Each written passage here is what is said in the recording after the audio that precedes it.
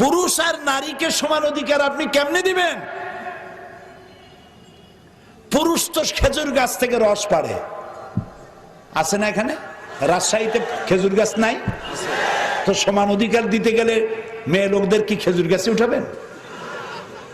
পুরুষেরা অর্থ উপার্জনে রিক্সা চালায়, কোন মুসলমান রাজি হবে তার মেয়েকে দিয়ে রিক্সা চালাতে? পুরুষেরা ইট টানে, রাস্তা বানায়, গাড়ি বানায়, কত কষ্ট করে।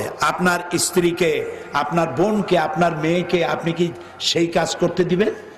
দিবেন না। আল্লাহ প্রথম দিনেই নারী আর পুরুষের কাজটা ভাগ করে দিয়েছেন। কবে দিয়েছেন? প্রথম দিনে। আদম আলাইহিস সালাম এবং হযরত হাওয়া আলাইহিস সালাম। আদম আলাইহিস সালামকে পাঠালেন কোথায়? শ্রীলঙ্কায়। আর হযরতে হাওয়া আলাইহিস সালামকে পাঠানো হলো কোথায়? জেদ্দায়। আদমকে বলা হলো তুমি পুরুষ, তোমার ডেস্টিনেশন, গন্তব্য হচ্ছে জাবালে রাহমাত, আরাফাতের ময়দান।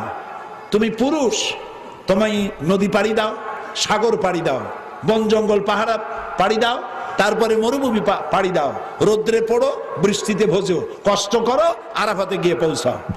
আর হযরত হাওয়াকে বলা হলো তুমি নারী, প্রকৃতিগতভাবেই তোমাকে তৈরি করা হয়েছে ভিন্ন আঙ্গিকে, তুমি অত পরিশ্রম করতে পারবে না, সেজন্য তোমাকে ফেলানো হলো জেদ্দায়।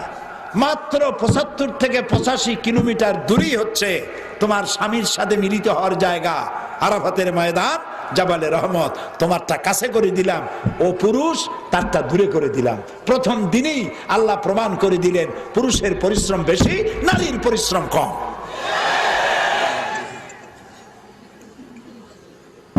কাজী নারীকে আপনি পুরুষের সমান অধিকার দিবেন এ কথা বলবেন না, তাহলে বিপদ হবে। নারীকে দিবেন ন্যায্য অধিকার। সেই ন্যায্য অধিকার প্রতিষ্ঠিত করেছেন আল্লাহ এবং তার রাসূল। আল্লাহ রাসূলের চাইতে আপনি কি করে নারীর কল্যাণকামী বেশি হতে পারে? হতে পারে কেউ?